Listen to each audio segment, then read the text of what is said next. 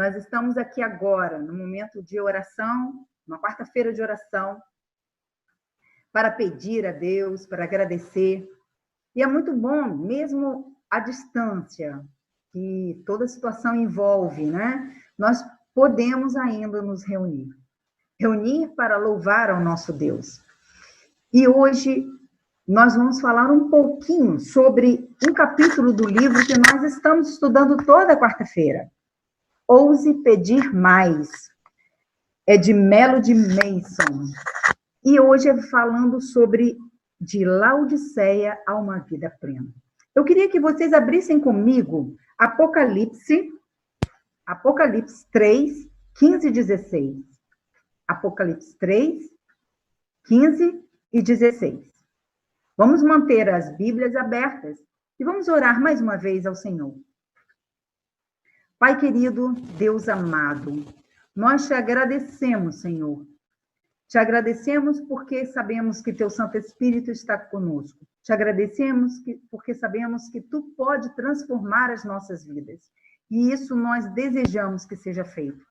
Depositamos em tuas mãos as nossas vidas para que tu possa nos usar como instrumentos, Deus, e possamos ter uma vida plena. Te pedimos isso em nome de Jesus. Amém. Bem, Apocalipse 3, de 15 a 16, fala o seguinte: eu sei as tuas obras, que nem és frio, nem quente. Tomara que fores frio ou quente.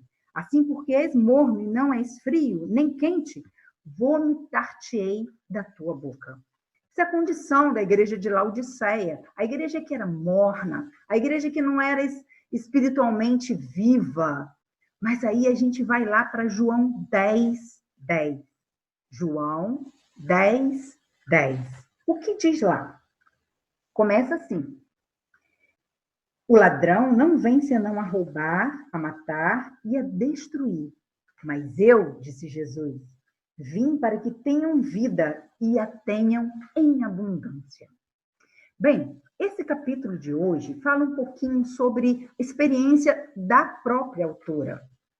Ela conta que quando ela era mais jovem, ela invejava o entusiasmo e a paixão, o sucesso espiritual daqueles que haviam se convertido, da descrença para o cristianismo.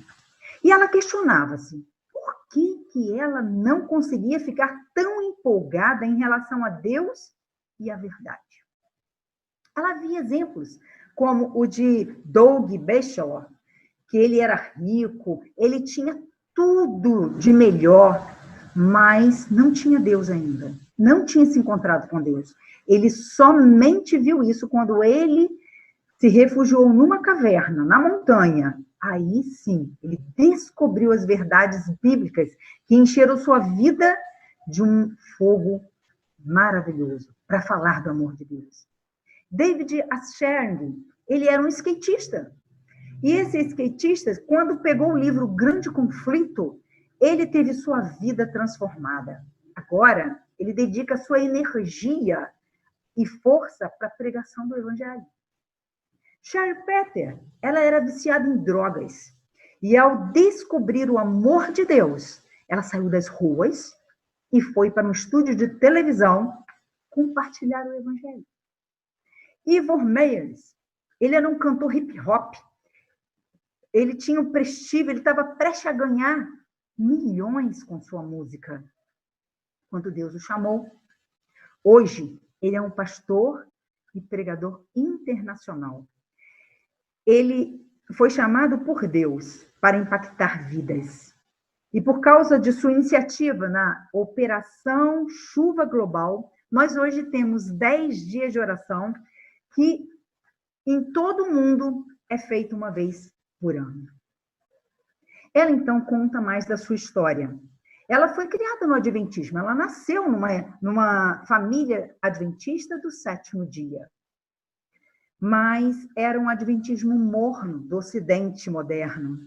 Ela era rica, cheia de bens, achando que não faltava nada. E, no entanto, ela era pobre e ela era cega, ela era nua. há 5 gerações, a família dela era adventista. Ela não via nada de atrativo em ser adventista.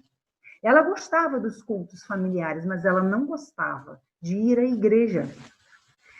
Seus pais sempre oraram por ela. E, por causa dessas orações, um dia ela entregou seu coração a Jesus, ainda jovem. Ela foi estudar num colégio longe de sua casa.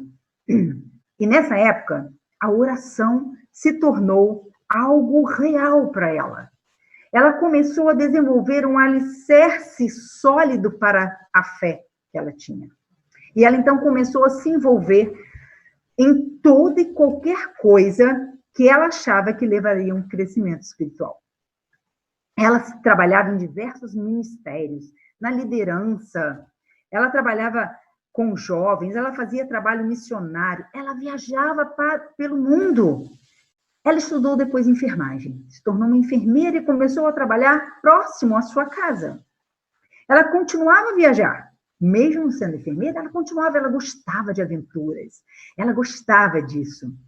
Ela fez séries evangelísticas lá no Quênia. Ela trabalhou na saúde lá no Egito. Ela ensinou inglês na Coreia do Sul. Ela viajava muito. Ela era sincera. Mas Deus começou a abrir seus olhos para uma realidade de que ela precisava de uma experiência mais profunda com ele. Em 2007, ela participou de um retiro jovem, com bastante pessoas, e eles começaram a orar muito. Eles oravam uns pelos outros, eles oravam pela família, eles oravam pelo Espírito Santo cair sobre ele. Seu pedido pessoal era para que Deus lhe desse uma compreensão e um apego mais profundo pela cruz. Claro, às vezes a gente pensa assim, ela nasceu numa família adventista do 7º dia e ela não tinha isso. Pois é. Com isso, ela percebeu seu amor crescendo pelo Salvador. Deus deu essa oportunidade de atender a oração dela. Eu quero ter um envolvimento maior, eu quero ter um apego maior pela cruz de Cristo Jesus, pelo sacrifício que ele fez por mim. Eu quero sentir isso. E ela começou a sentir mais, vendo o amor pelo Salvador crescendo na vida dela. Ela teve os planos de uma viagem para o Peru frustrados, totalmente frustrados. Mas Deus tem sua providência. E um amigo a convidou para acompanhar uma equipe de saúde lá para Bangladesh. E nessa viagem missionária para a Bangladesh, ela ficou feliz. Por quê? Ela gostava de aventuras. E eles precisavam de uma enfermeira. Ela era enfermeira. Prontamente ela aceitou. Em 2 semanas ela estava pronta para ir para Bangladesh. Lá em Dhaka, em Bangladesh, ela teve os olhos, ela viu os olhos das pessoas sem esperança, com fome, com desprezo vendo desprezo por toda parte. Era um cenário muito triste que ela via ali. Seus amigos e ela abriam mão da refeição que eles tinham para poder alimentar as pessoas na rua. Para vocês terem noção, uma refeição de um americano dava para alimentar 30 pessoas lá em Bangladesh. Eles, qualquer coisa, já satisfaziam o alimento dela. Mas ela pensou assim, nós, dando uma refeição, algumas refeições, nós vamos ajudar em quê? A um povo tão carente, tão sofredor, que ela não sabia mais como ajudar. Mas foi na manhã seguinte que ela estava lá, que ela estava fazendo a devoção pessoal dela, orando a Deus, pedindo, né, pelo Espírito Santo sobre ela, que Deus falou ao seu coração. Pela primeira vez, ela realmente percebeu que ela tinha uma necessidade desesperada da cruz. Ela precisava muito. Ela cresceu num lar cristão, como eu falei com vocês. Ela não fazia coisas ruins como as pessoas faziam, né, no mundo. Ela não bebia, não fumava, não usava drogas. Ela tinha alguns erros, mas ela achava que esses erros eram muito pequenos comparado com os erros das outras pessoas. Eram pequenos demais. Mas Deus, lá em Bangladesh, mostrou a verdadeira condição do seu coração.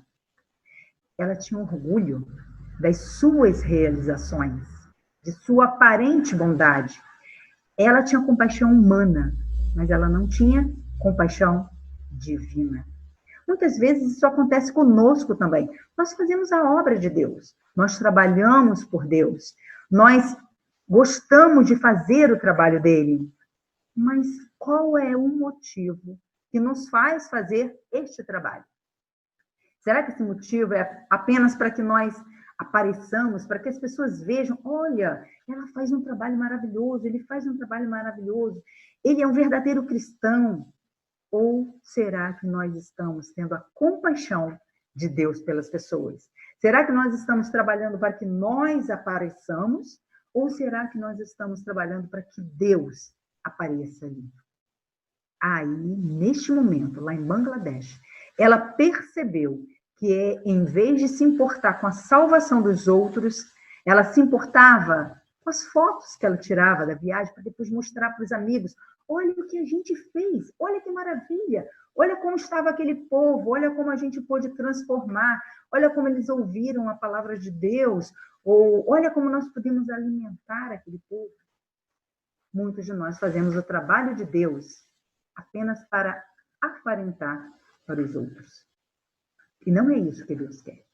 Deus deseja que nós tenhamos a verdadeira compaixão. Muitas vezes, ela sentia que a condição dela era desprovida de esperança. Ela sentia isso.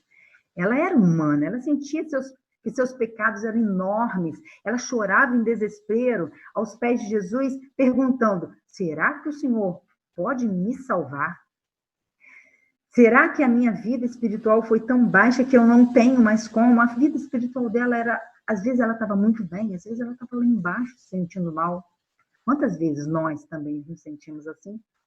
Quantas vezes nós estamos bem espiritualmente, achando que gostoso estar com Deus, e quantas vezes nós estamos lá embaixo e falamos: Senhor, eu não sei o que fazer, eu não sinto ânimo nem para pegar a Bíblia para ler. Estudar a lição da escola sabatina? Não quero. Quantas vezes a gente tem esses altos e baixos? No livro Obreiros Evangélicos, tem uma citação que diz o seguinte.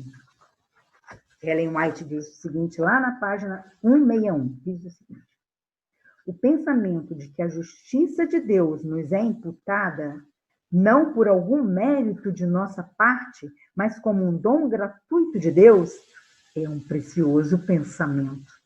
O inimigo de Deus e do homem não quer que essa verdade seja claramente apresentada, pois sabe que se o povo a aceitar plenamente, está despedaçado do seu poder. Se ele pode dominar a mente de maneira que a dúvida e a incredulidade e as trevas constituam a experiência dos que professam ser filhos de Deus, ele pode vencer com a tentação. Olha, Luiz, logo no início, falou que, graças a Deus, a nossa salvação não depende de nós, é de Cristo Jesus. E isso é maravilhoso, porque se dependessem de nós e das nossas obras, nós estaríamos perdidos, nós não teríamos como nos salvar. Mas lá em Bangladesh, ela reconheceu a realidade de que nunca haveria, de que nunca ela poderia se salvar por ela mesma. Não teria como ela se salvar por ela mesma. Nunca haveria uma forma dela se tornar aceitável para Deus por conta própria, assim como nós. Nós não teremos a aceitação de Deus porque eu sou boazinha, porque eu faço isso, porque eu faço aquilo. Não. Mudar o coração por meio de esforços pessoais era tão impossível como alimentar milhões sem esperança na cidade lá de Daca. Ela via a comparação. É impossível alimentar todo mundo, assim como é impossível me salvar pelas minhas próprias obras. Mas a realidade é que ela sentiu que ela era uma pecadora, que necessitava de um Salvador. Embora a maioria dos cristãos, eles já tenham ouvido diversas vezes a história do Evangelho, como ela também havia ouvido, muitos ainda não entendem o pleno significado do Evangelho. A gente, às vezes, principalmente aqueles que são nascidos na igreja, eles continuam na igreja apenas porque estão acostumados, mas não vivenciaram ainda a beleza, a plenitude do Evangelho. Não conheceram ainda a grandeza da salvação em Cristo Jesus, a grandeza do sacrifício feito por Jesus. Acho que vocês conhecem a história de Hudson Taylor, né? Hudson Taylor foi um pioneiro lá na China, na pregação do Evangelho, no interior da China. Mas, às vezes, ele também ficava em dúvida. Ele também se perguntava se Cristo poderia salvá-lo. Isso acontece com qualquer um. Nós somos humanos, nós somos falhos, e nós nos sentimos, às vezes, lá embaixo. Um dia, a verdade do Evangelho fez sentido para Hudson. Ele já era um evangelista, mas ele não sentia totalmente o Evangelho que ele pregava, mas um dia ele sentiu. E aí, ele relatou numa carta para sua irmã algo que é maravilhoso, algo que deixou marcas. Ele disse: pois eu sei que ele, Deus, é capaz de cumprir sua vontade, e a vontade dele e a minha também. Não importa onde ele me colocar, nem como, pois nas posições mais fáceis, ele deve me dar sua graça. E nas mais difíceis, a sua graça me basta. Não importa se a coisa que ele nos deu para fazer é fácil ou difícil. Se for fácil, ele também nos dará graça. Se for difícil, a graça de Jesus já basta.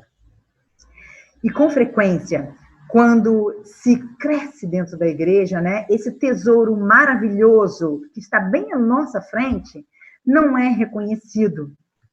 Não, a gente não reconhece o que Deus fez na nossa vida porque não houve uma mudança drástica na nossa vida. Nós não fomos lá no fundo do poço e Deus nos resgatou. Nós não éramos um drogado e Deus nos trouxe para o Evangelho. Nós não éramos um cantor de hip hop e Deus nos trouxe para mais perto dele. Não, nós nascemos ali na igreja.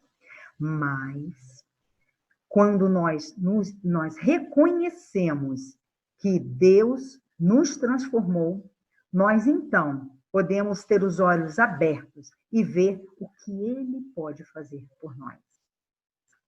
Ela também, essa autora nos diz, que ela descobriu que ela tem muitos pecados, muito mais do que ela achava que era possível, porque quando a gente percebe que as nossas obras não valem nada, a gente começa a ver o que nós fazemos, como nós somos, quais são os nossos pecados, o que nós devemos aprender com isso. E ela também descobriu que Deus pode dar a vitória. Se nós continuarmos nos apegando a Ele. Se nós nos afastarmos dele, nós teremos derrota. Mas se nós continuarmos a nos apegar nele, nós teremos a vitória. E agora, ao invés de estar numa corrida para conhecer o mundo, como ela gosta muito, né? ela gosta de aventuras, mas a vida dela mudou. Então agora, ao invés dela correr pelo mundo afora em busca de ver pessoas somente, de mostrar fotos, ela está em busca de pessoas trazidas para Deus. O seu desejo agora é ver vidas transformadas para a eternidade. Seu desejo também é esse?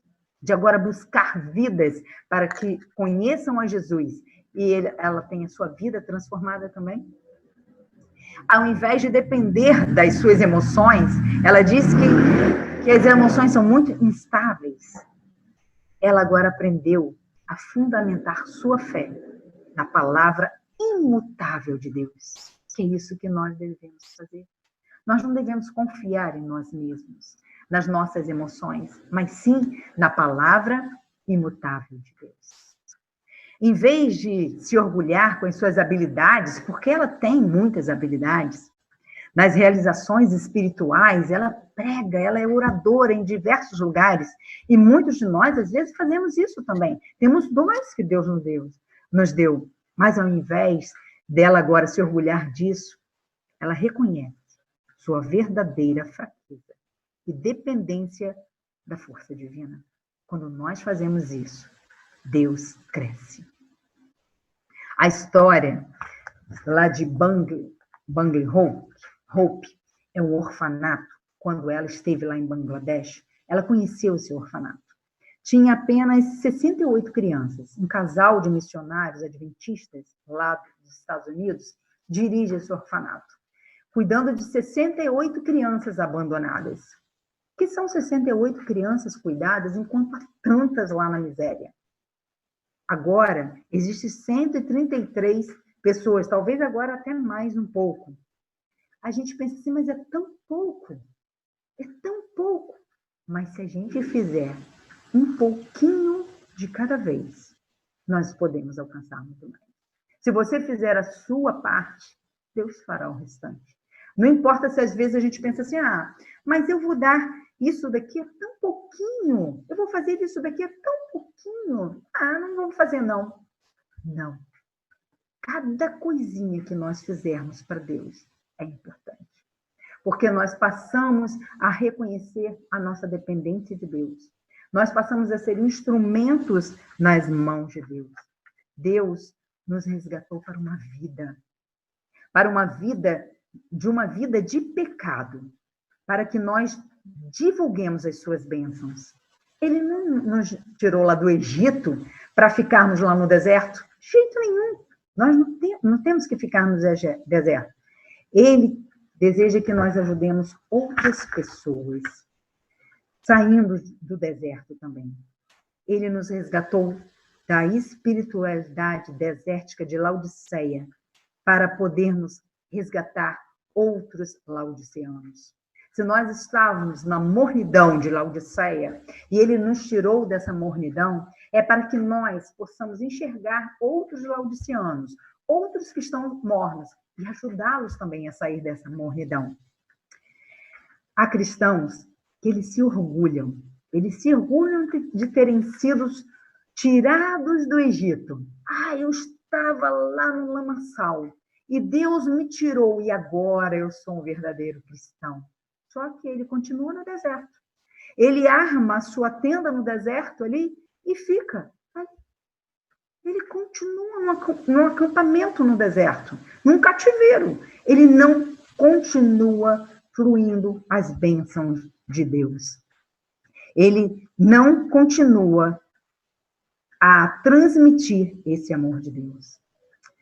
Ele não nos tirou milagrosamente do Mar Vermelho, atravessando o Mar Vermelho da nossa vida, para que nós continuemos ali e ele nos observe apenas a construir castelos na areia. Não.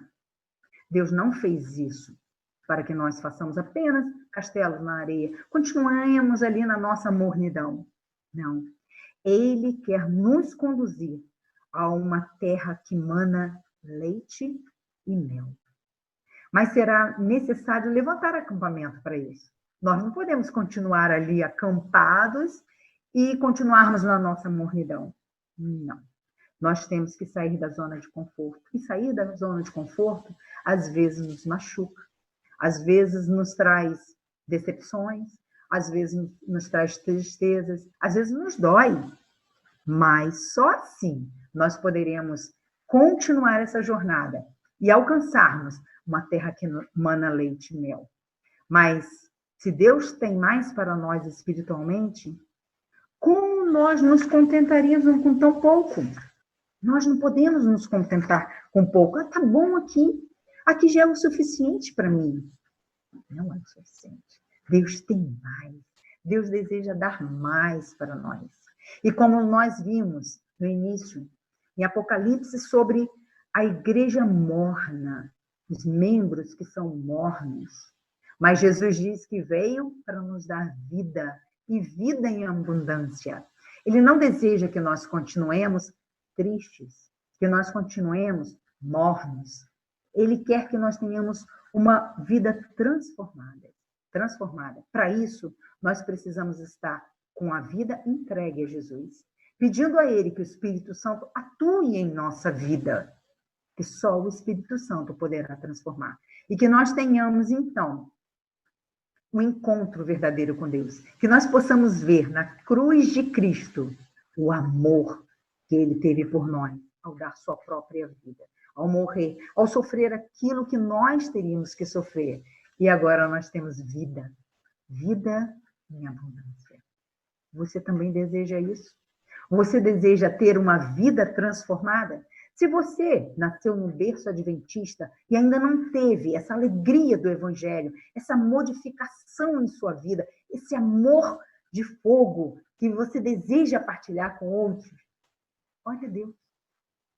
Peça para que a sua vida seja transformada. Peça para que você sinta esse amor vindo de Deus. Para que você tenha um fogo do Espírito Santo, te ajudando a sentir e a compreender o grandioso amor de Deus. E se você teve uma experiência de vida transformada para vir da vida que era no mundo e veio agora para o cristianismo, continue vivendo essa vida de transformação que Cristo fez em você. Não se torne morno. Não se acomode. Agora já estou na igreja, está tudo ótimo. Já estou aqui, sentadinho no banco, sentadinho na sua casa agora, ouvindo o sermão. Está tudo bem. Não. Nós temos que fazer mais. Deus nos pede para fazer mais. E Deus nos dá a promessa de vitória. De vitória em Cristo Jesus. Que você agora trabalhe por Deus, por compaixão divina. Que você tenha os olhos de Jesus e veja os outros como um candidato para o céu. E que a sua vida seja transformada e ajude outros a estarem perto de Jesus. Você deseja fazer isso agora? Se você deseja ter sua vida transformada, se você deseja ser um instrumento nas mãos de Deus, de sentir mais a profundidade do amor dele, eu peço que você agora se coloque em pé. Se coloque em pé na sua casa, onde você está, onde você estiver e quer entregar sua vida nas mãos de Deus.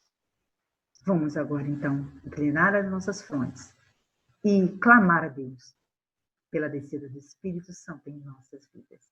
Oremos. Amado Pai que estás nos céus, nós te agradecemos, Senhor, pelas experiências ouvidas agora, de pessoas que tiveram vidas transformadas, porque estavam no mundo e agora estão com Deus. De pessoas que nasceram em berço adventista, mas não tiveram a vida ainda tocada, mas desejam ter essa vida, Senhor, tocada. Por favor, transforme o nosso viver, para que reconheçamos o grandioso amor de Deus por nós, em dar Cristo Jesus para morrer para a nossa salvação. Que nós não fiquemos acomodados, Senhor, mornos, mas que nós sejamos vibrantes, vivos, aceitando, então, essa caminhada para a nova terra, para uma terra que emana leite e mel. E encontremos, então, Cristo Jesus e vejamos pessoas que nos viram e desejaram também estar com Cristo Jesus. Ajuda-nos, Senhor, a sermos verdadeiros cristãos, teus filhos. Por isso, nós entregamos nossas vidas em tuas mãos. Te pedimos e agradecemos por Jesus. Amém. Amém. Uma boa noite a todos vocês.